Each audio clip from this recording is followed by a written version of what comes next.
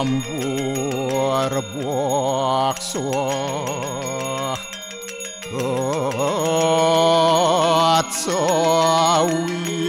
Atsawitur warenyem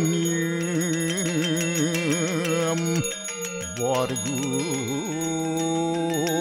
dewa sidiamahi Diwayana paracudayat Om Narayanu Ewedem Sarum Yad Buatem Yasjabawiyam Niaskolangku niranjan Niruya kolku nirakyata Sududewiku Narayanu Naduyatyu Astiakastit Om Tuam Siwa Tuam Dewa Yaswara Parameswara Warahma Wisnu Asya Rudrasya Warusah Paryakiratita Om Papuham Papakarmaham Papatnya Papasambhawa Rahimam Pundarya Kaksir Sabahya Biantara Suci Om Kesama Sama Mahadewa Swaru Paranya kita angkara Mamuja Swaru Papidya Walaya Suasadi Siwa Om Kesantawya Kaiku dosa Kesantawya Wajiku Mamu Santawya Manasu dosa At permadat kesamam Om Santi Santi Santi Om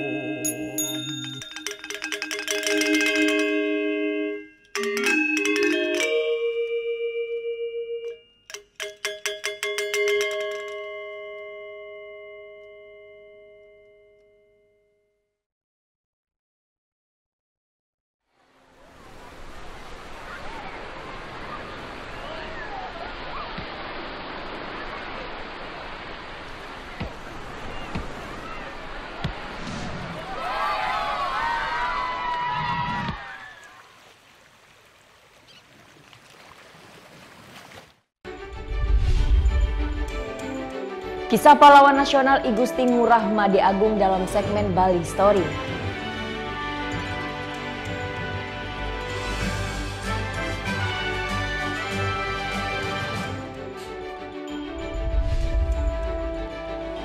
Jelang peringatan Hari Kesiapsiagaan Bencana, Badan Penanggulangan Bencana Daerah Bali gelar sosialisasi.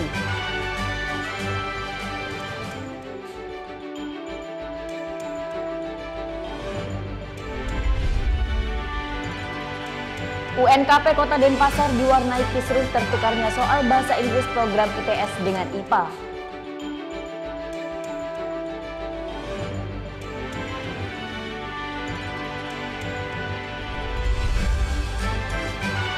Peringati Hari Perempuan Internasional dan Hari Kartini, sebuah pameran foto tentang kehidupan wanita Desa Tenganan Pengeringsingan digelar.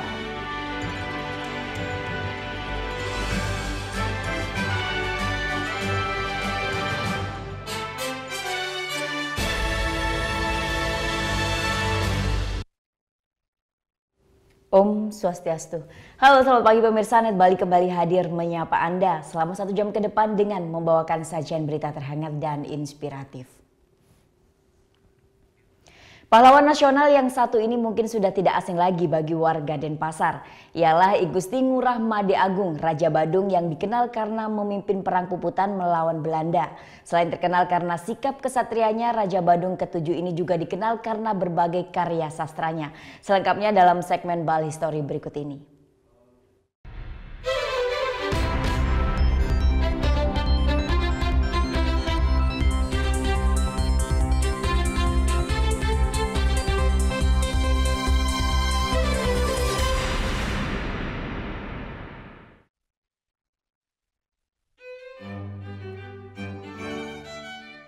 I Gusti Ngurah Made Agung lahir 5 April 1876 di Puri Agung, Denpasar dan dinobatkan sebagai Raja Badung pada tahun 1902. Sepanjang hidupnya, Raja Badung ke-7 ini menentang penjajahan Belanda. Setelah diangkat menjadi raja, I Gusti Ngurah Made Agung langsung menolak melanjutkan isi perjanjian Kuta antara raja-raja di Bali dengan pemerintah kolonial Hindia Belanda yang ditandatangani pendahulunya. Dalam perjanjian Kuta, pemerintah kolonial Belanda mempunyai dasar hukum untuk ikut campur dalam masalah internal Kerajaan Badung dan kerajaan-kerajaan lain di Bali. I Gusti Ngurah Made Agung juga menentang larangan pemerintah Hindia Belanda terhadap pelaksanaan upacara Mesatya atau pengorbanan bunuh diri permaisuri dalam upacara pembakaran jenazah Raja Tabanan tahun 1903. Penentangan ini mengakibatkan hubungan antara Kerajaan Badung dan Belanda menjadi semakin memburuk.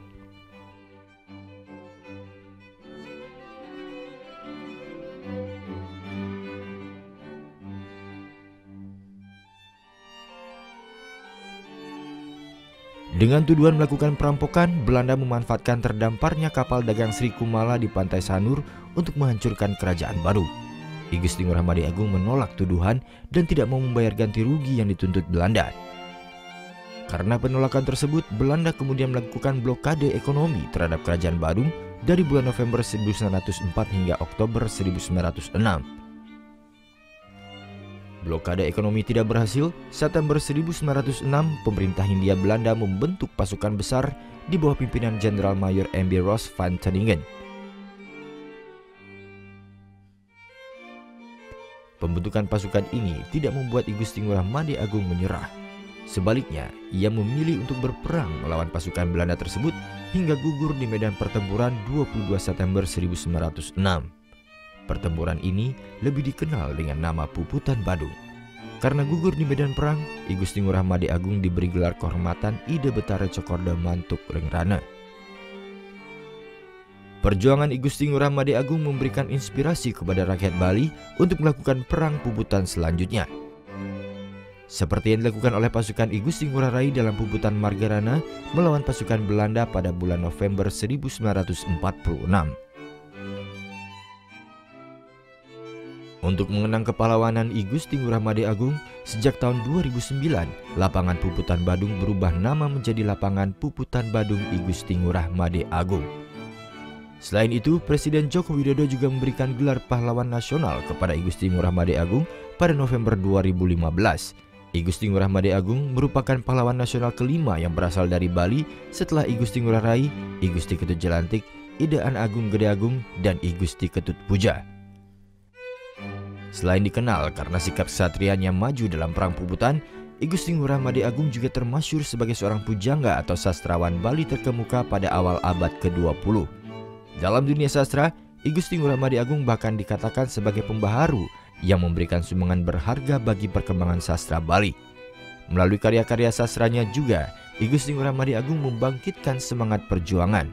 Beberapa karya sastranya seperti Geguritan Dharma Sesana, Geguritan Niti Raja Sesana, Geguritan Nengah Jimbaran, Kidung Loda, dan masih banyak yang lain.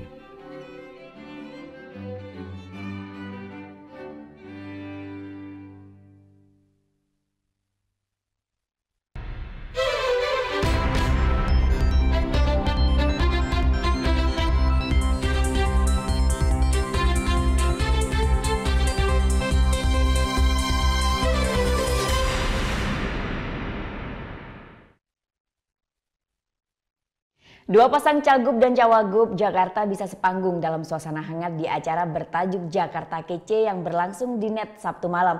Tunggu sesaat lagi tetap di NET Bali.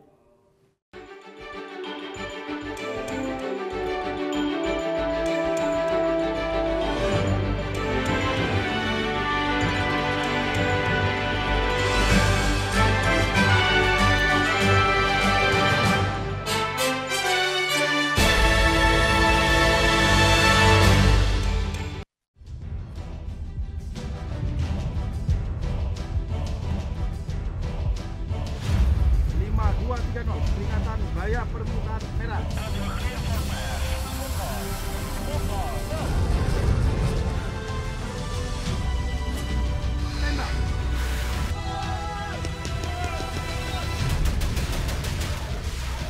Garuda, setiap Sabtu jam 2 siang, hanya di NET. Awali keceriaan pagi Anda dengan ragam berita terkini. Yes, selamat pagi. Ya, berdasarkan data dari Komnas Perlindungan Anak, kurun waktu 2014 hingga 2015 ada 196 kasus penculikan dan jumlah ini jadi alarm terutama bagi para orang tua untuk waspada. Serta informasi menarik dan inspiratif yang dikemas dengan santai. Untuk menyambut turis muslim dari berbagai negara, ini Korea Selatan hadirkan wisata ramah muslim. Indonesia Morning Show, hanya di NET. Bangun pagi bisa bikin tambah pintar. Bareng Andre Hesti bisa. Berbagai inovasi masa kini, seru-seruan di Fun Science, hingga tips oi-oi. Pagi-pagi hanya di NET. Selamat pagi.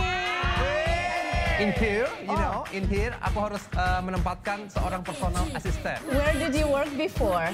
Yes, of course. Yes. Selamat datang di dunia syuting pagi hari. Tadi naik apa ke sini Kak Dika? Naik mobil. Oh, naik mobil. Oh, nanti pulangnya bareng kali ya. Ini mbaknya lagi. Sarah Sehan, Senin sampai Jumat jam 9 pagi, hanya di NET.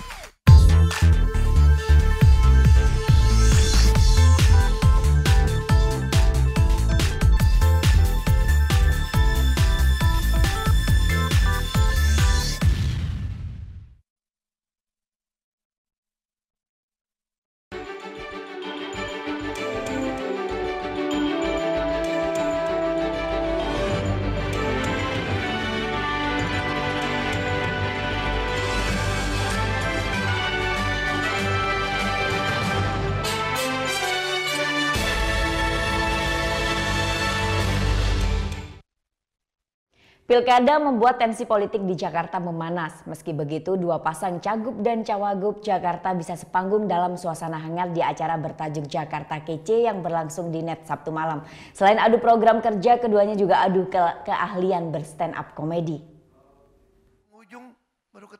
Beginilah gaya cagup DKI nomor urut 2 Basuki Cahayapurnama saat berstand up komedi dalam acara Jakarta Kece yang ditayangkan oleh NET Sabtu malam. Saya lagi pikir, mohon maaf apa Pak Wali Kota? Mohon maaf Pak Wagub, saya terlambat katanya. Oh baru sadar, Wagub nih ya. Itu aja saya kira, terima kasih. Luar biasa. Tak kalah dengan cagup petahana, cagup DKI nomor urut 3 Anies Baswedan lontarkan candaan yang membuat suasana semakin cair. Gara-gara... Belum. Latihan ketawa. Belum. Ini, aduh. latihan dulu. Tolong yang pegang mikrofon kontrol diperhatikan ya. Mikrofonnya Pak Ahok ini. Jadi temanya gara-gara pilkada ya? Gara-gara pilkada. Berbeda dengan format-format debat yang ada sebelumnya. Dalam acara Jakarta Kece semalam, selain diskusi hangat terkait program kerja kedua pasangan calon, para kandidat pemimpin DKI juga ditantang untuk membuat penonton tertawa dengan tema gara-gara pilkada. Tim Liputan melaporkan untuk NET. Download terus diliatin, swipe-nya ke kanan aja. Kanan ya? Jangan ke kiri. Nggak boleh ya? Nggak boleh, swipe-nya ke kanan. Selain adu program dan berstand up komedi, kedua pasangan calon gubernur DKI juga bermain games impersonate. Bagaimana aksi kocak mereka saling meniru gaya khas? Kita lihat yuk keseruannya. Wah, Anies Rashid Baswedan. Oke. Kita lihat ya. Kalau Pak Ahok ada KJP, punya kami KJP Plus. Kalau Pak Ahok mau rumah, kami 0. Nggak usah bayar. 0% maksudnya. Jangankan anak buahnya. Gubernurnya aja mau kupecat.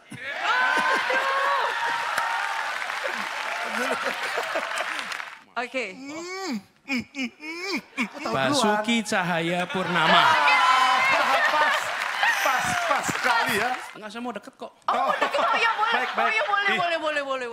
Waduh, ini tandanya dia apa nih? Marah-marah nih. Gitu ya? Mirip nggak Pak Basuki? Sama gini nih.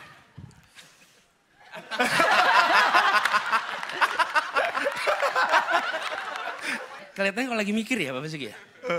Lagi apa tuh? Ini dulu petak. Soalnya Oh, Ya pasti. tuh kan? Ya pasti. Oh. Bapak. Transportasi selesaikan dengan oke.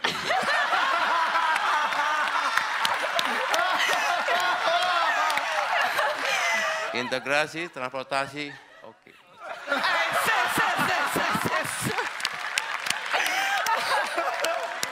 Lapangan kerja.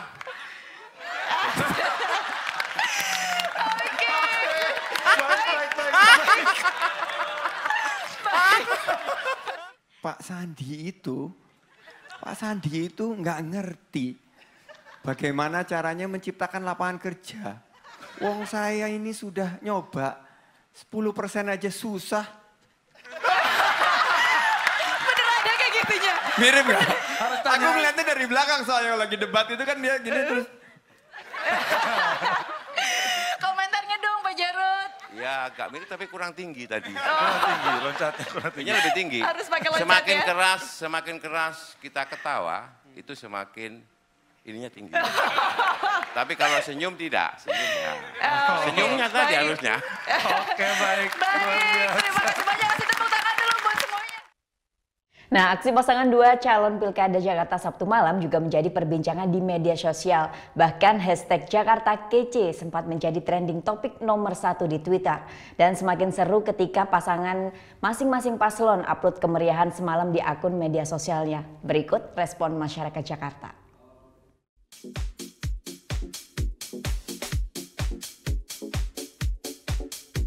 Nonton sekilas sih. Tadi pagi aku lihat beritanya. Kayaknya seru banget deh kalau misalkan bukan cuma buat debat kayak gitu, tapi ada komedi-komedinya gitu, bikin seru kayak gitu. Asik, seru, soalnya di situ ada sisi komediannya gitu. Jadi membuat kita bahagia. Jujur sih sudah punya pilihan sendiri, cuman dengan adanya debat itu jadi semakin tahu kapabilitas setiap calon. Iya, saya jadi lebih yakin mau pilih yang mana gitu dari yang mereka utarakan, apa visi misi. Semakin yakin, jadi udah tahu ini yang lebih bagus gitu loh. Pengennya Jakarta nggak macet pertama, terus kemudian pokoknya lebih tertib aja, nggak kayak sekarang banyak tawuran, banyak kemacetan, pokoknya lebih tertib dari sebelumnya deh. Jelang peringatan Hari Kesiapsiagaan Bencana, Badan Penanggulangan Bencana Daerah Bali gelar sosialisasi. Tunggu liputannya saat lagi, tetap di Net Bali.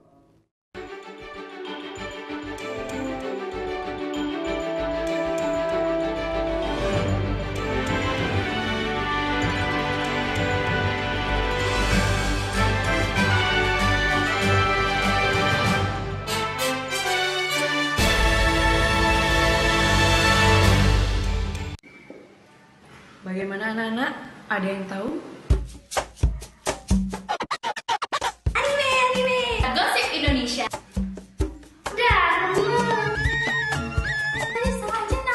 Meresahkan warga Indonesia. Oh, so sweet. Top Chart Music minggu ini. Tayangan sehat adalah tayangan yang menghibur sekaligus memberikan informasi yang berguna dan bermanfaat bagi masyarakat.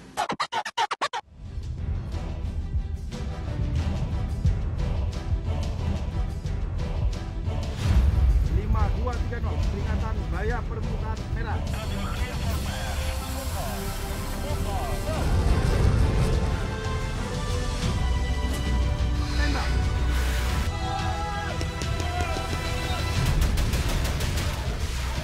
Garuda, setiap Sabtu jam 2 siang, hanya di NET.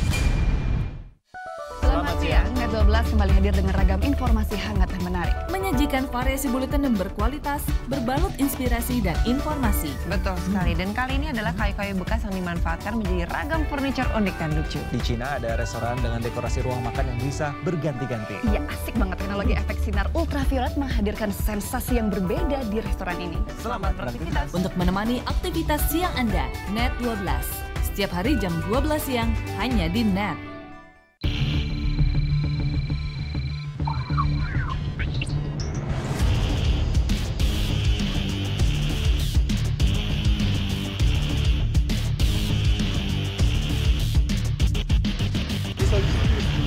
Alkohol. Keberadaan bea cukai di bandar itu adalah mutlak ada. How many piece you bring? Coffee. Custom Protection hanya di NET.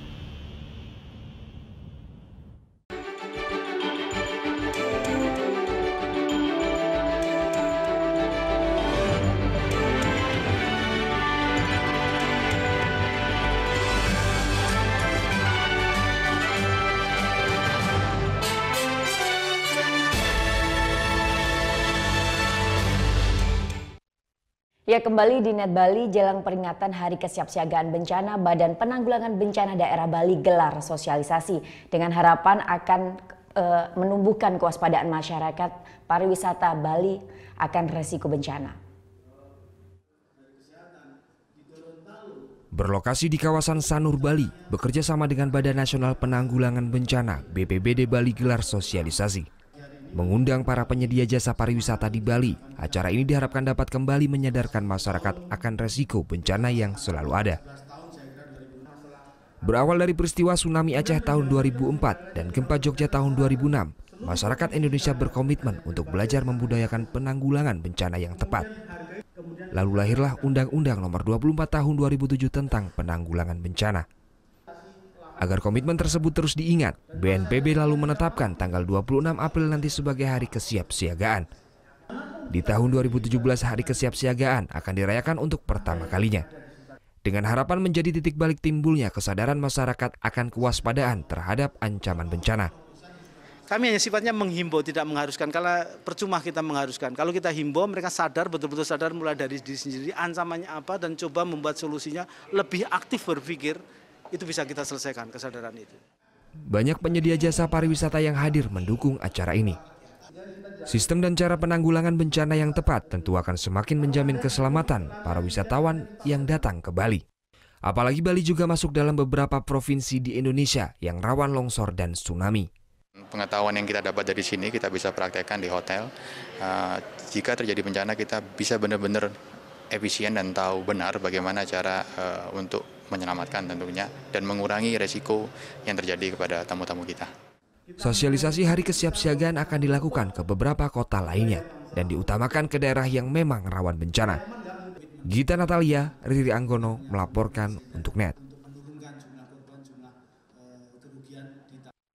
Banyaknya detektor bencana yang rusak bahkan hilang menjadi pekerjaan rumah tersendiri untuk Badan Penanggulangan Nasional Bencana. Kesadaran masyarakat sangat dibutuhkan untuk pemeliharaan peralatan tersebut. Banyaknya detektor bencana yang rusak bahkan hilang menjadi PR bagi BNPB saat ini. Seperti seismograf di Sinabung yang kehilangan baterai, hingga alarm peringatan dini longsor di Banjarnegara yang kabelnya dipotong. Maka dalam acara kegiatan Hari Kesiapsiagaan yang digelar di Bali, Deputi Pencegahan dan Kesiapsiagaan BNPB menyesalkan kurangnya kesadaran masyarakat akan pentingnya alat detektor bencana. Karena mereka nggak paham. Nah inilah tugas kita, pemerintah terus mengedukasi. Untuk itu kami menyiapkan satu hari kesiapsiagaan ini. Untuk apa? Untuk mengingatkan, awareness. Kita melatih, mendidik, merubah suatu budaya. Yang tadinya budaya yang sembrono tadi, tidak aman tadi, kita rubah menjadi budaya yang aman. Semakin tingginya angka bencana di Indonesia, per tahun membuat pemahaman akan penanggulangan bencana menjadi hal penting.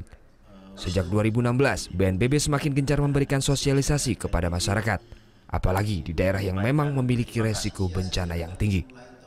Gita Natalia, Riri Anggono melaporkan untuk NET.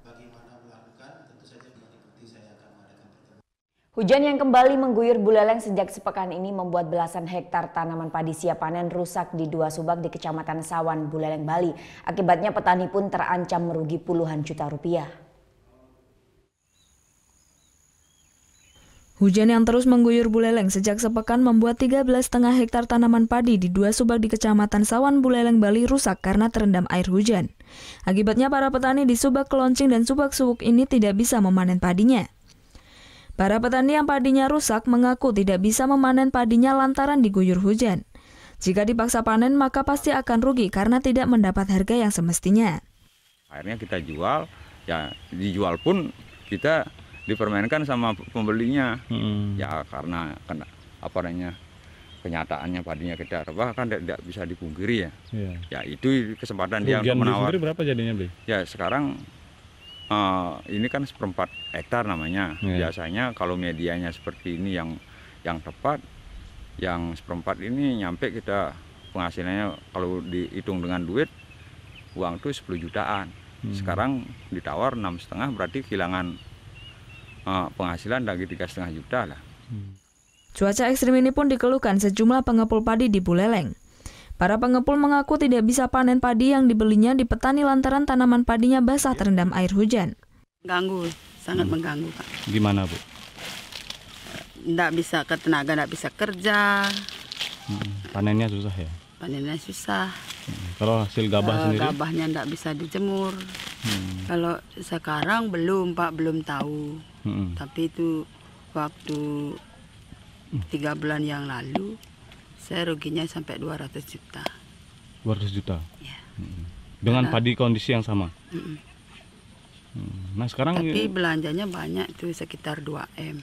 2 miliar? Ya. Tapi sekarang dengan kondisi yang sama gimana, Bu? Khawatir ini juga kan nggak? Belum tentu, khawatirnya juga. Tapi itu padi saya udah banyak. Cuman tenaganya kadang bisa kerja, kadang enggak gitu. Karena cuacanya. Para petani di Buleleng, Bali ini pun khawatir jika cuaca ekstrim terus melanda Buleleng hingga akhir April mendatang, sehingga kerugian para petani pun akan semakin besar. Putu Wijana melaporkan untuk NET. Buntut serangan Amerika Serikat ke Suriah, Dewan Keamanan PBB menggelar pertemuan. Dewan Keamanan PBB mengecam penggunaan senjata kimia namun juga menghimbau anggotanya untuk bertindak sesuai ketentuan dan hukum internasional. Serangan rudal Amerika Serikat ke pangkalan militer Suriah Kamis malam berbuntut panjang. Dewan Keamanan PBB menggelar pertemuan untuk membahas konflik Suriah, termasuk dugaan penggunaan senjata kimia serta serangan rudal Amerika Serikat. Dewan Keamanan PBB mengecam penggunaan senjata kimia, namun juga mengimbau anggotanya untuk bertindak sesuai ketentuan dan aturan hukum internasional. Madam President, as the Secretary General has said, these events underscore our belief that there is no other way to solve the conflict than through a political solution. We call on the parties to renew urgently their commitment to making progress in the Geneva talks. Sebelumnya, sejumlah negara termasuk Inggris dan Prancis mendukung serangan Amerika Serikat ke pangkalan militer Suriah. Mereka mengklaim lokasi sasaran serangan merupakan tempat serangan senjata kimia berasal. Serangan tersebut menjadi perintah militer pertama Donald Trump selama 3 bulan kepemimpinannya. It is in this vital national security interest of the United States to prevent and deter the spread and use of deadly chemical weapons. There can be no dispute that Syria used banned chemical weapons. violated its obligations under the Chemical Weapons Convention and ignored the urging of the UN Security Council.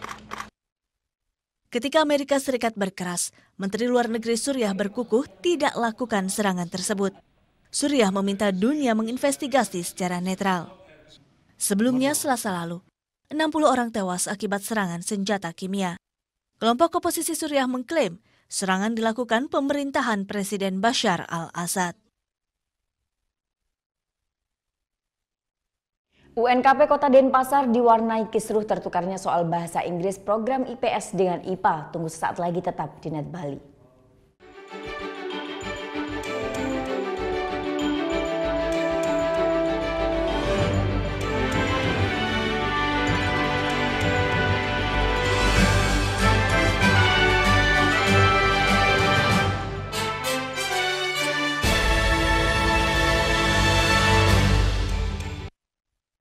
Tambah pintar. Bareng Andre Hesti bisa. Berbagai inovasi masa kini, seru-seruan di Fun Science. Hingga tips oi-oi. Pagi-pagi hanya di Net. Seorang wanita cantik yang tinggal di Jepang 1 bulan. Belum. Go. Kenapa sih nggak punya pacar? Iya nih, lagi jomblo. Sama dong. Buset. Kayak kacakan banyak yang berhubung. Hai guys, welcome to Vegas, acara musik nomor 1. Kita mau update tentang ya musisi-musisi yang enak banget juga lagunya. Buat nemenin suasana kayak gini nih. Breakout hanya di Net. Saya yakin Anda juga PHP nih pada supir-supir angkot terutama. Gimana? Bang, nanti turun depan ya. Begitu berhenti, set, Anda turunnya samping. Waktu Indonesia bercanda hanya di Net.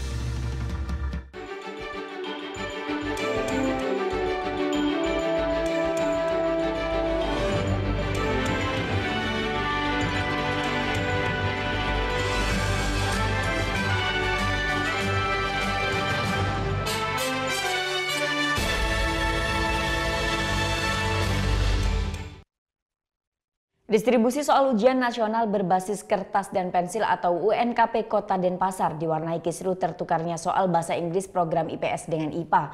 Akibatnya seluruh soal harus dibuka di kantor Dinas Pendidikan Kota Denpasar. Proses distribusi soal UNKP Kota Denpasar berlangsung di kantor Dinas Pendidikan Pemuda dan Olahraga Jumat siang. Pada ujian nasional tahun 2017 ini sebanyak 30 SMA swasta, SMK, Madrasah Aliyah, dan SMA LB yang masih menyelenggarakan UNKP. Sementara 34 SMA dan SMK lainnya sudah beralih ke ujian nasional berbasis komputer (UNBK). Distribusi ini sempat diwarnai kekisruhan tertukarnya soal bahasa Inggris antara program IPS dengan IPA. Akibatnya sejumlah sekolah ada yang mengalami kekurangan soal karena jumlah siswa IPA dan IPS berbeda. Kita hanya soal pengganti yang di bidang bahasa Inggris saja yang IPS. Nah, karena ada kesalahan itu kan, kesalahan naskah soal itu. Program IPA sama IPS. Petugas Disdikpora Denpasar pun meminta kepada seluruh kepala sekolah untuk membuka segel dan memeriksa soal yang tertukar. Jika masih ada sekolah yang mengalami kekurangan soal, akan segera dilaporkan ke Dinas Pendidikan Provinsi Bali. Kan sudah ada berita acaranya. Nanti yang belum lengkap, dia mengisi di sana. Saya yakin dalam waktu dekat dari Dinas Provinsi akan menindaklanjuti. Setelah proses pemeriksaan di Disdikpora ini selesai, selanjutnya soal UNKP akan disimpan di masing-masing subrayon. Peserta ujian setingkat SMA di Kota Denpasar tahun ini berjumlah 13.435 siswa. Muhammad Hasanuddin melaporkan untuk Net. Dinas Pendidikan Provinsi Bali mendistribusikan soal ujian nasional berbasis kertas dan pensil atau UNKP ke 9 kabupaten kota Jumat pagi. Untuk mencegah kebocoran, pendistribusian dikawal oleh polisi bersenjata laras panjang. Menjelang ujian nasional, Disdik Bali mulai mendistribusikan soal ke 9 kabupaten kota beberapa waktu yang lalu. Sebanyak 537 dus berisi soal ini akan disebar ke 384 SMA, SMK, SMA LB, dan penyelenggara paket C di seluruh Bali. Petugas Disdik Bali memastikan seluruh naskah masih tersegel dengan baik selama disimpan di kantor pos Kernang Denpasar. Untuk mencegah terjadinya kebocoran dalam proses distribusi, sejumlah aparat Polda Bali bersenjata laras panjang disiagakan. Satu polisi juga ikut mengawal setiap mobil yang mengirim soal UN ke 9 kabupaten kota. Sampai tadi dibuka segelnya masih tetap utuh dan kuncinya juga tadi dibuka, soal-soal masih tetap utuh.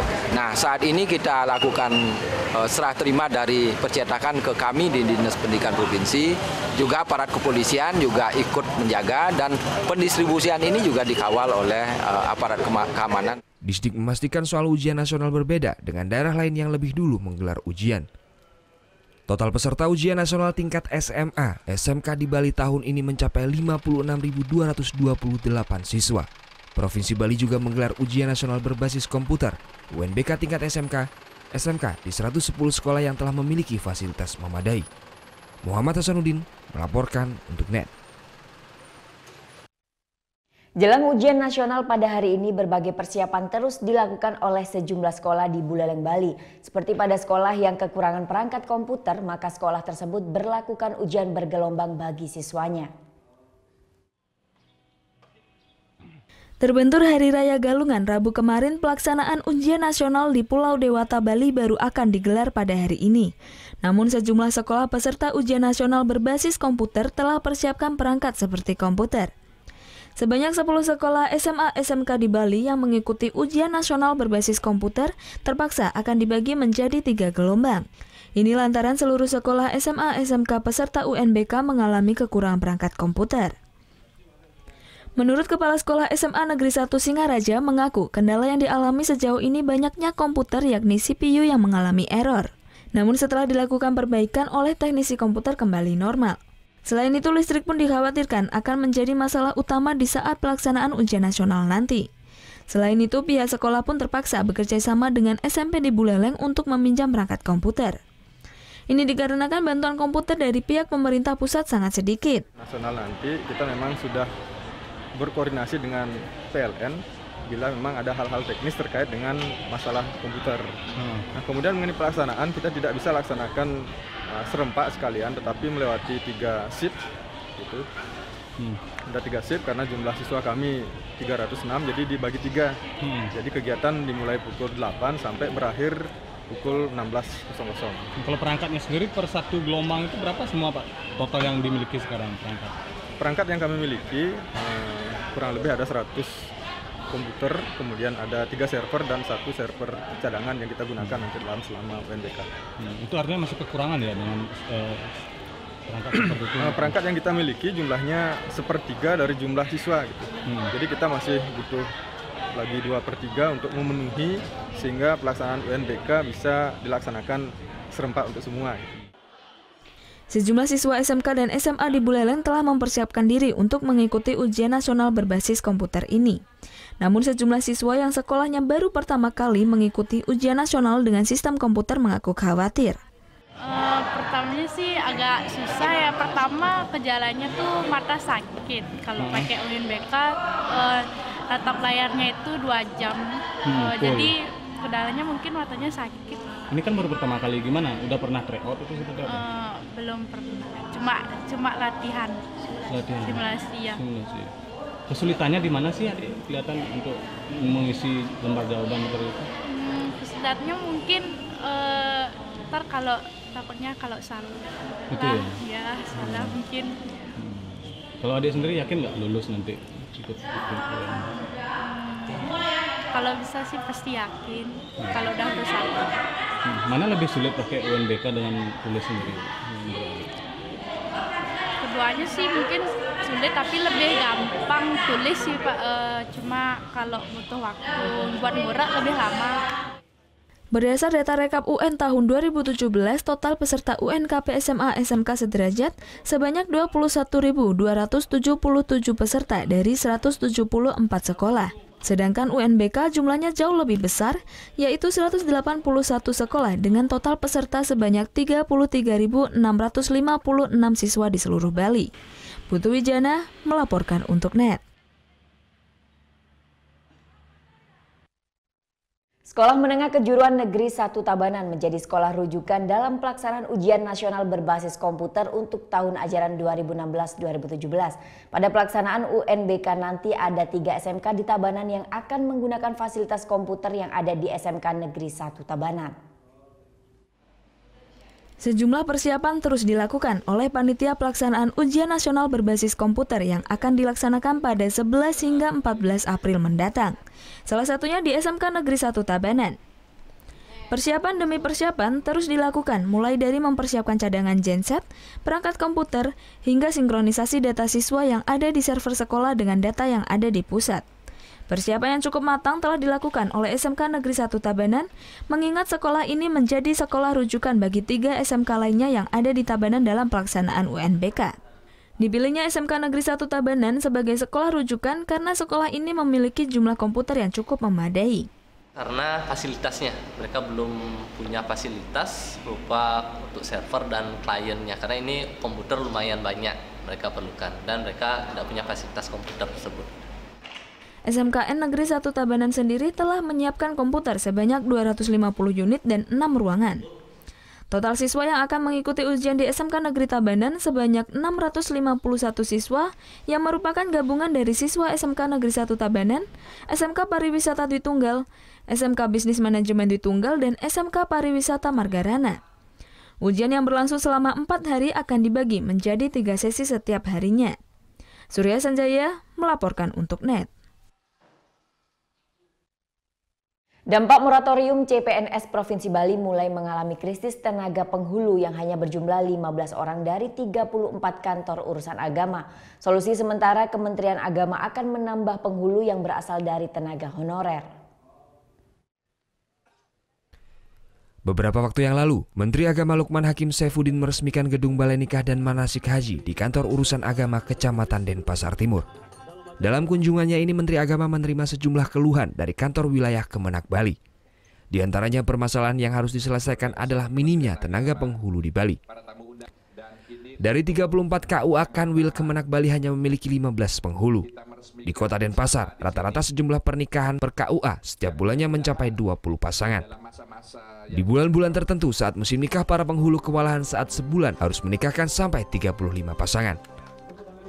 Menteri Agama menyatakan masalah ini timbul sebagai dampak moratorium penerimaan CPNS beberapa waktu lalu. Solusi sementara dalam mengatasi masalah ini adalah mengangkat pegawai honorer. Mengangkat sejumlah tenaga honorer itu adalah dalam rangka untuk mengisi kekosongan ini dalam waktu yang transisi ini sebelum kita betul-betul bisa mendapatkan ASN baru di bidang kepenghuluan ini. Menteri Agama akan terus berkoordinasi dengan Kanwil Kemenak Bali untuk mencari solusi jangka panjang mengatasi masalah ini. Muhammad Hasanuddin melaporkan untuk NET. Peringati Hari Perempuan Internasional dan Hari Kartini, sebuah pameran foto tentang kehidupan wanita Desa Tenganan Pengeringsingan digelar. Jadi jangan kemana-mana, tetap di NET Bali.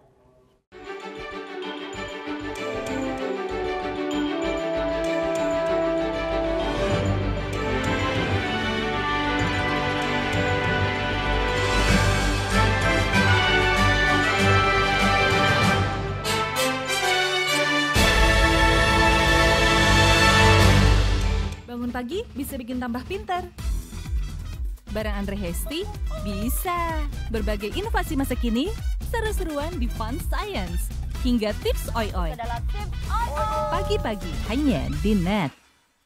Seorang wanita cantik yang tinggal di Jepang 1 bulan. Belum.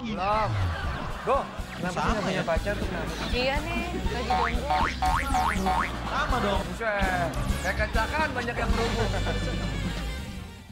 Hai guys, welcome to Breakout, acara musik nomor 1. Kita mau update tentang nih ya musisi-musisi yang enak banget juga lagunya. Buat nemenin suasana kayak gini nih. Breakout hanya di NET. Saya yakin Anda juga PHP nih pada supir-supir angkot terutama. Gimana? Bang, nanti turun depan ya. Begitu berhenti, set, Anda turunnya samping. Waktu Indonesia bercanda hanya di NET.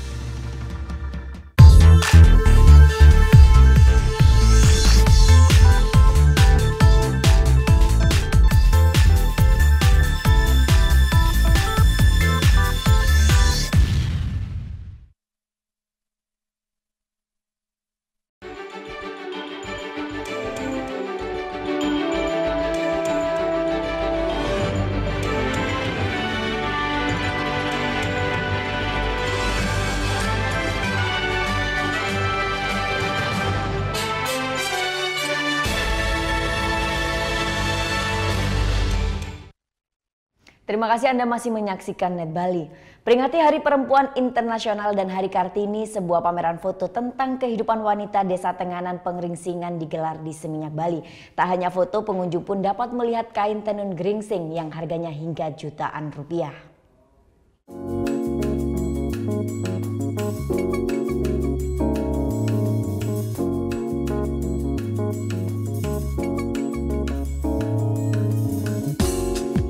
Sabtu sore bertempat di daerah Seminyak, Bali, sebuah pameran foto tentang kehidupan wanita Desa Tenganan Pegringsingan digelar.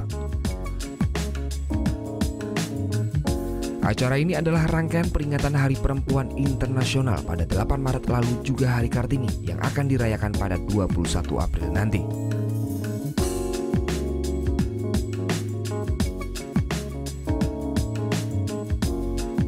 Semua foto adalah karya Amalia Firman, seorang fotografer perempuan yang bertahun-tahun mempelajari budaya khas Desa Tenganan Pegringsingan.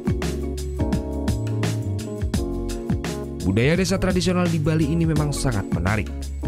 Apalagi belum banyak yang tahu bahwa sudah sejak lama konsep kesetaraan gender diberlakukan di desa tradisional ini. Harapannya para pengunjung bisa belajar begitu ya mengenai Desa Tenganan Pegringsingan, bagaimana budayanya, kemudian seperti tadi saya sebutkan, ini budaya lama, tetapi punya esensi nilai-nilai yang sebetulnya masih relevan dengan kehidupan kita sekarang. Wanita di Tenganan Pegringsingan ini sudah menerapkan kesetaraan gender dan itu masuk di dalam sistem pemerintahan mereka, begitu ya. Jadi saya pikir itu sesuatu yang bisa kita contoh sebetulnya dalam kehidupan wanita modern, perempuan modern sekarang ini. Foto-foto yang dipamerkan adalah hasil kerja Amalia selama 5 tahun. Semua foto ini pun berkonsep candid, tanpa settingan sama sekali.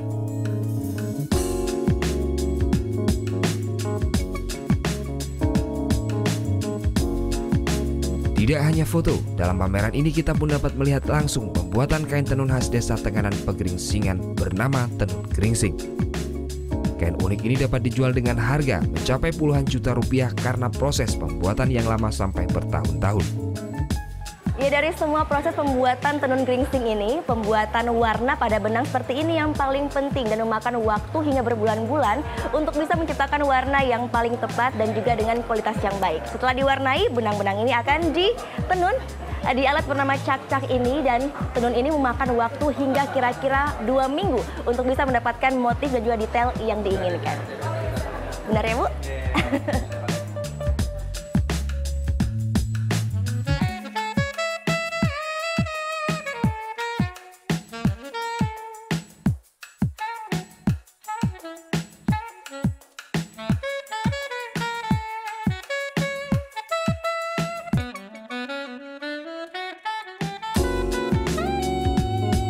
Mengangkat tema perempuan dan budaya, pameran ini berhasil menarik banyak pengunjung, mulai dari peminat seni hingga wisatawan. Kita kan datang ke sini untuk mensupport ya, dan temanya kan tentang perempuan. Jadi dan mengangkat sejarah tentang dari Tenganan itu, ya jadi tertarik gitu loh. Penting sekali karena juga raise awareness buat kita, jadi lebih mengetahui gitu. Pameran foto ini dibuka untuk umum dan akan berlangsung selama 2 minggu hingga tanggal 23 April nanti. Gita Natalia, Riri Anggono melaporkan untuk NET.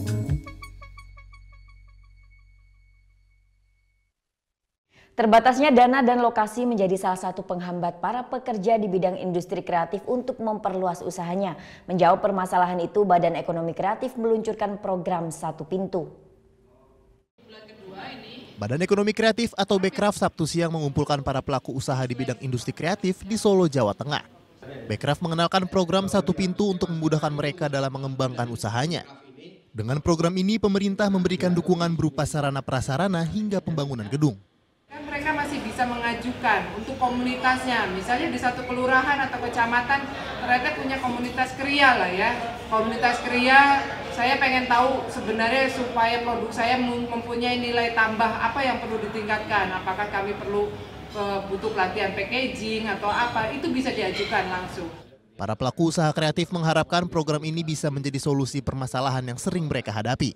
Satu Pintu bisa diakses melalui website yang diberi nama Satu Pintu. Kami rasa memang Bekraf ini nantinya bisa menjawab kebutuhan kami untuk bisa berkolaborasi juga dengan pihak pemerintah. Jadi dengan sistem yang mungkin jauh lebih mudah, syarat yang lebih jelas di depan. Kami harap sih kami nanti bisa untuk maju ke sana. Pertumbuhan ekonomi kreatif di Indonesia menunjukkan tren kenaikan besar 7% tiap tahunnya. Dari usaha kreatif menyumbang produk domestik bruto di atas sektor keuangan dan real estate. Badan Ekonomi Kreatif mencoba mencari desainer yang inspiratif melalui sosialisasi program seleksi desainer Indonesia di 3 kota di Indonesia. Melalui seleksi ini diharapkan dapat menemukan bakat desainer muda yang bisa mendunia.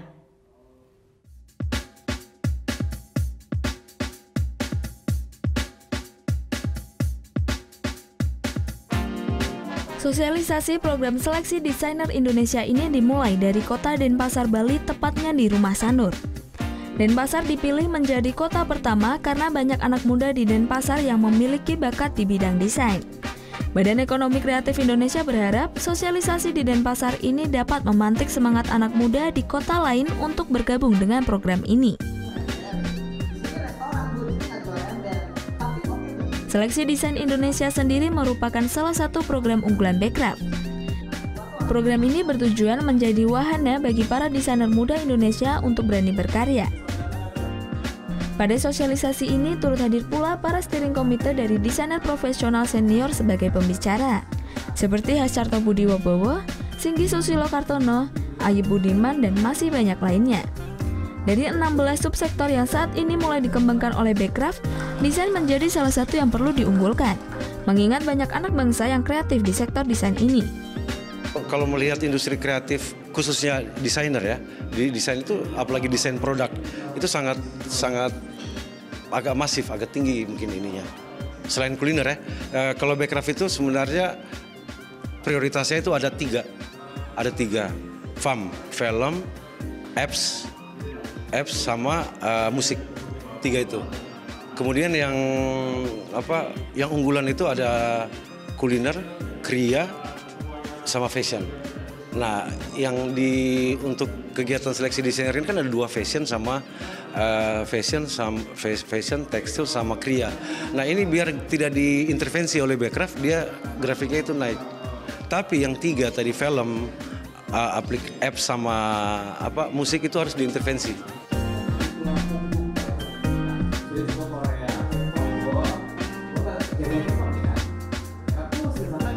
Lebih dari 100 peserta yang didominasi anak muda hadir di acara ini. Rata-rata mereka datang untuk mencari info terkait industri kreatif khususnya di bidang desain. Kalau untuk anak muda menurut aku, kan dia ngasih tahu sebenarnya permasalahan yang sebenarnya terjadi di lingkungan kita kayak gimana. Jadi buat anak muda itu bisa bikin kita jadi tersadar, jadi lebih open minded. Terus sebagai anak muda yang umurnya lagi produktif kayak gini, menurut kita ini bisa bikin sesuatu yang lebih baru dengan apa masalah yang terjadi sekarang. Tidak hanya di Denpasar, 2 kota lainnya yang akan menjadi tempat sosialisasi bagi Bekraf untuk menjaring desainer muda Indonesia ialah Bandung dan Yogyakarta.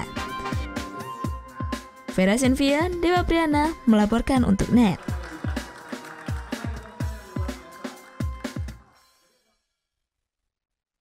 Siapa yang tidak tahu kain sasirangan, kain tradisional khas Banjar yang memiliki motif unik hasil dari pewarnaan yang unik pula. Nah, kali ini ada siswa SD di Banjarmasin bersama-sama pertukaran pelajar dari luar negeri belajar membuat sasirangan dengan pewarna alami.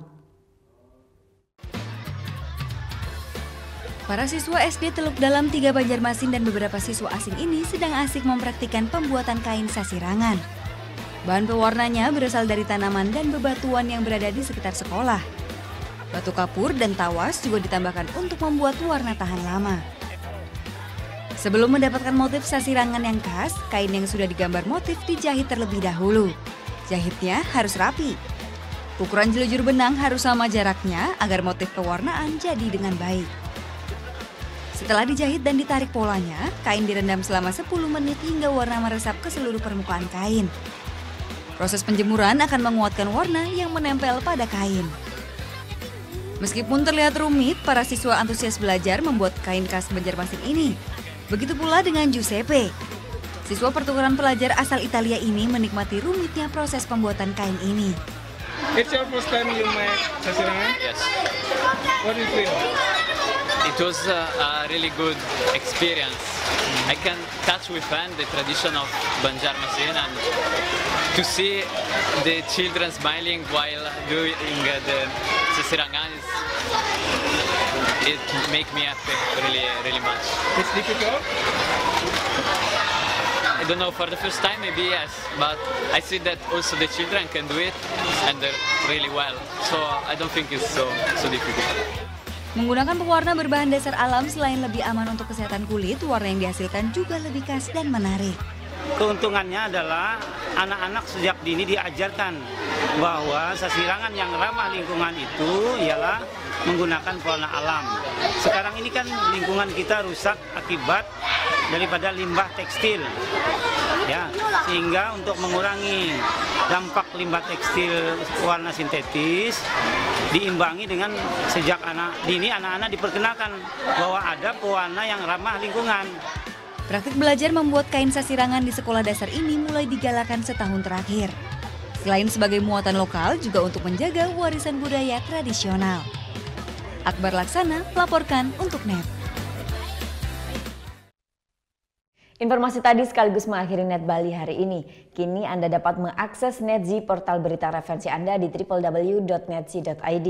Dan saksikan kembali tayangan hari ini di YouTube channel kami www.youtube.com/netbali. Jangan lupa untuk subscribe. Saya Vera Zenvia, matur suksma dan selamat beraktivitas. Om Santi Santi Santi Om.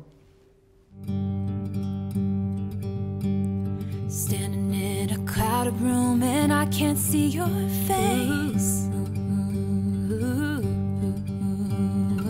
Put your arms around me, tell me everything's okay.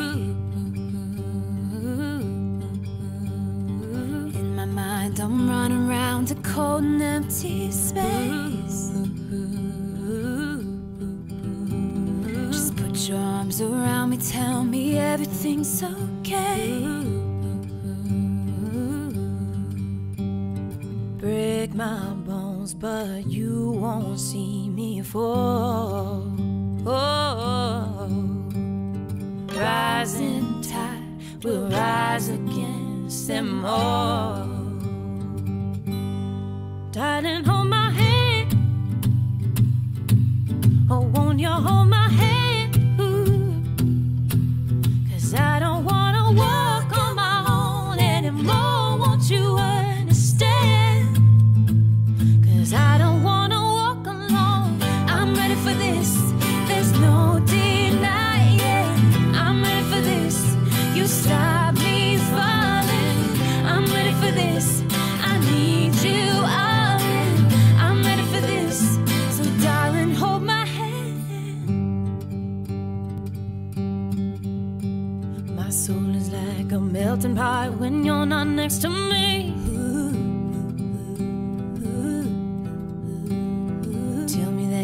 Got me and you're never gonna leave. Trying to find a moment where I can find relief.